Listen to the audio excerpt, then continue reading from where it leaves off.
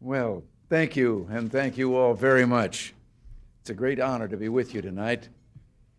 Let me just begin by expressing special thanks to Governors Tom Kean and Mike Castle, the chairman and vice chairman of the RGA, John Rollins, the finance chairman and vice chairman of the Glenn Holden, I should say, whose exceptional efforts have helped to make this evening a success. Thank you all for being so generous, and of course, I must also recognize our national chairman, Frank Fahrenkopf, who is here. You know, whenever I'm asked to speak at a dinner, I get a little self-conscious about the length of the speech, and this is really inappropriate, but I'm going to tell it anyway. I hope you haven't heard it before, because usually I'm an after-dinner speaker instead of a before-dinner speaker. But the joke that I was going to tell you, it's a little story that took place in ancient Rome at the Colosseum. A little band of Christians out there in the sand on the floor of the Colosseum, crowd up there in the seats, and then they were going to turn the lions loose on them.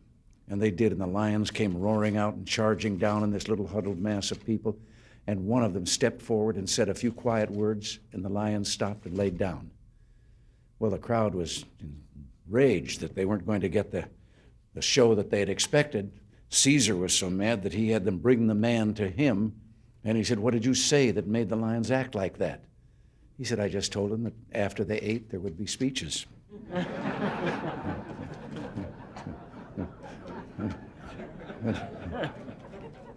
But it's wonderful to be here. As one chief executive among many, I feel right at home. I've always said one of the greatest strengths of America is the diversity of our federal system. And you can see it represented here this evening. As we've begun to loosen the bonds of centralized control, the states have shot forward, often showing federal government the way. The American people now look to the Republican Party as the party of new ideas. And it's Republican governors who are out front, taking risks, breaking new ground, putting those new ideas into practice, everything from enterprise zones to welfare reform. Yes, we thought of the enterprise zone. We haven't been able to get it through the Congress. But I don't know how many states now around the country have enterprise zones, and they're flourishing and succeeding in their mission. There's one idea many states have implemented that I especially wish the federal government would cotton to. Isn't it about time that Washington followed the lead of the states and passed a constitutional amendment to balance the budget?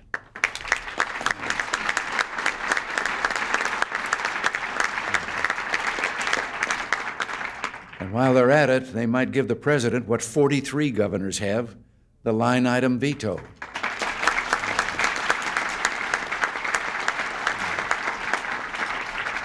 I remember one new idea I had when I was governor. It taught me a lot about leadership and its limits. When I first came into the governor's mansion, I thought it'd be a great way to improve efficiency if I asked everybody to work a few extra days a month on Saturday. I can't claim a lot of success with that one. The best thing about this dinner is seeing how the ranks of Republican governors have grown since last year. We're talking about a 50% increase from 16 to 24 governors. Now that's progress.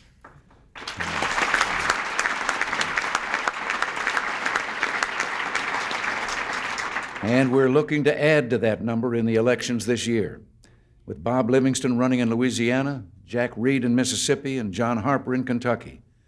But the critical test will come in 1988. We have 12 gubernatorial races that year. Of these, 8 are seats that we have to hold on to, and 4 then that we have to win. Few races could be more important, few campaigns more crucial to the future of our country. What happens in those elections will have repercussions that extend far beyond the state capitals and far beyond state lines, all the way, in fact, to Washington, D.C., and the House of Representatives on Capitol Hill. That's because reapportionment comes up in 1991. That's when the congressional districts will be redrawn, and in all too many cases, having a Republican governor is the only shot we have at getting a fair deal. A fair deal, and that's all we're asking for, an end to the anti-democratic and un-American practice of gerrymandering congressional districts. In 1984, there were 397 congressional races contested by both parties. In the races, Republicans won 500,000 more votes than the Democrats, but the Democratic Party won 31 more seats. In California, one of the worst cases of gerrymandering in the country, Republicans received a majority of votes in congressional races, but the Democrats won 60% more races.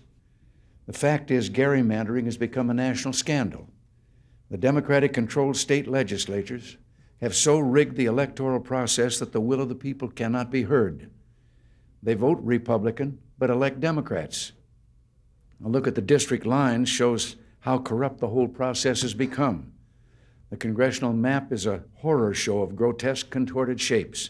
Districts jump back and forth over mountain ranges, cross large bodies of water, send out little tentacles to absorb special communities and ensure safe seats.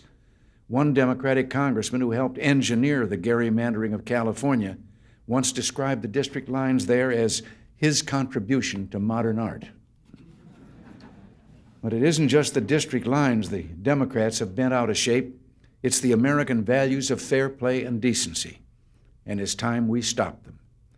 Frank Fahrenkopf and the Republican Party have challenged the Democrats' gerrymandering in court, but ultimately, it's in the state legislatures that the battle for fairness must be won.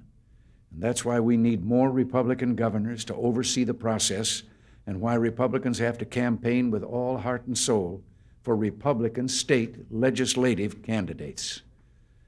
I promise you this, as far as the President of the United States is concerned, he's not going to be sitting around the Rose Garden in 1988.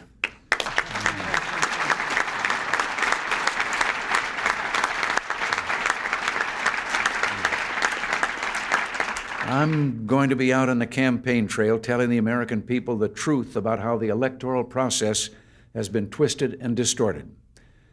That it's time to give the votes back to the people. And I'm going to be telling them, in the name of the American system and in the name of fair play, vote Republican in 1988. The fact is, Democratic gerrymandering is just one symptom of a larger problem. We've seen the dimension of this problem this last month on the Hill during the debate over the confirmation of Judge Bork to the Supreme Court. Debate. That's a polite word for what's been going on.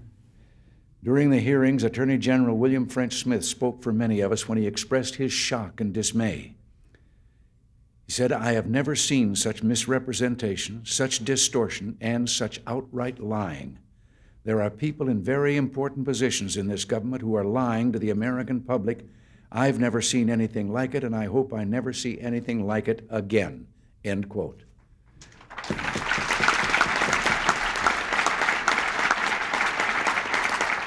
That's a pretty severe indictment. But former Attorney General William French Smith isn't alone in his opinion. One of the most respected honorable men in this nation, Chief Justice Warren Burger, echoed this when he accused the opposition to Judge Bork of disinformation. Judge Bork's nomination will soon be before the full Senate. The purpose of Senate debate is to allow all sides to be heard. Honorable men and women should not be afraid to change their minds if they're based on that debate. There's a crucial principle at stake here. If the campaign of distortion and disinformation used by his opponents is allowed to succeed, it will represent more than a temporary setback for one candidate. It will call into question the idea of free, fair, and civil exchange, and it will mean that on critical issues, like the fight against crime and drugs, and keeping those who are unelected from unconstitutionally taking power into their own hands, each of us and each of our children will be the losers. I do not believe that nominees to the Supreme Court should have to pass litmus tests administered by single-interest lobbies. Such tactics are better suited for campaigns and elections than for Supreme Court nominations. As I said in my TV address yesterday, our agenda is quite simple: to appoint judges who don't confuse the criminals with the victims and who believe the courts should interpret the law, not make it.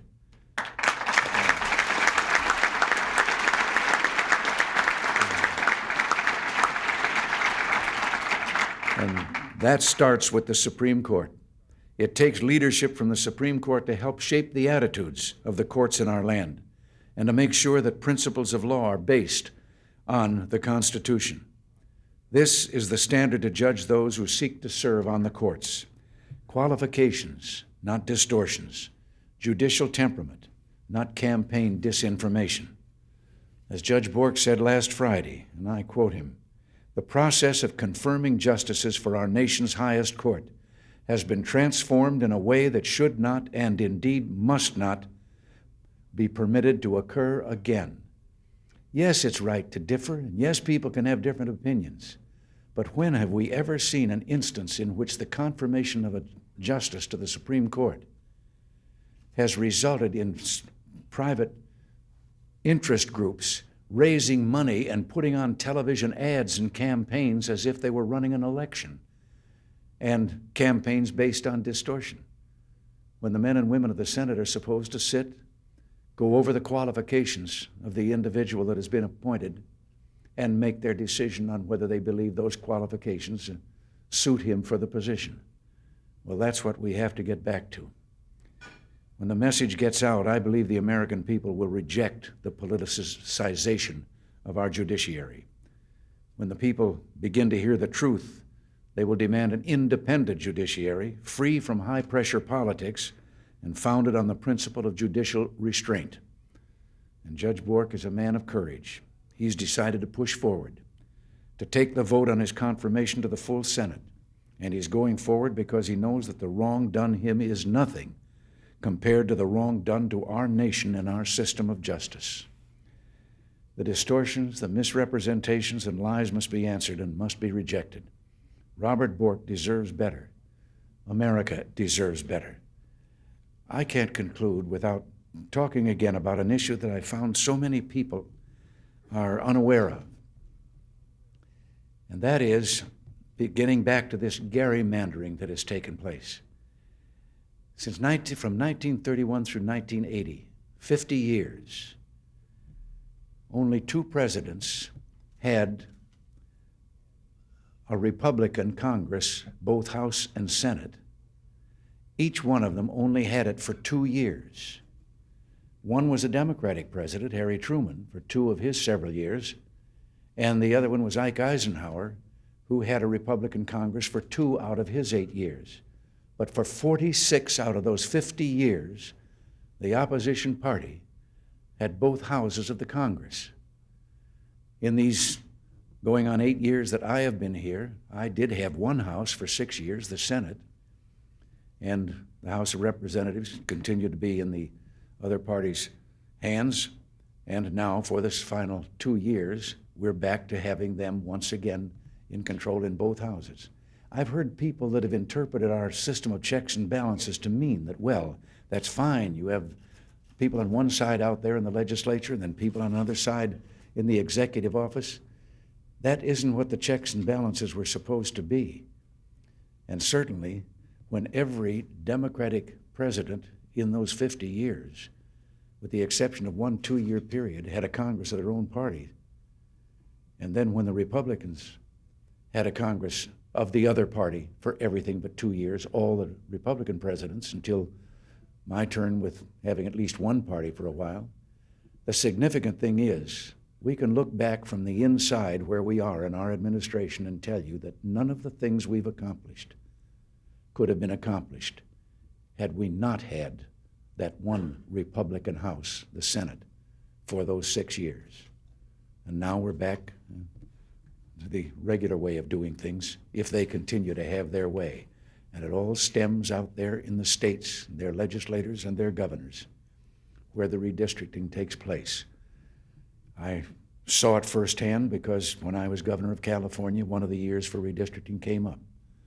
And I vetoed what they came up with. We finally ended up turning it over to the Supreme Court. But they'd been in power so long that I didn't even have the Supreme Court on my side. But it's so wonderful for all of you to gather here and to do what you're doing. And I know that I have to let you have your dinner and get out of here. I really was just standing here hoping that I could think of a good get-off line. But It has been wonderful, and you've got some great governors here. And this country, strength is based not on what's inside the Beltway here in Washington. It is based on the fact that we are a federation of 50 sovereign states with a great independence. And one of the things that I'll be the happiest about is that one of my goals has been ever since I came here to restore the federal system and return to the states the authority and autonomy that has been unjustly seized by the Democratic Party in the years that have gone past. And let's get back to those 50 different states. Thank you all very much. Thank you. God bless you.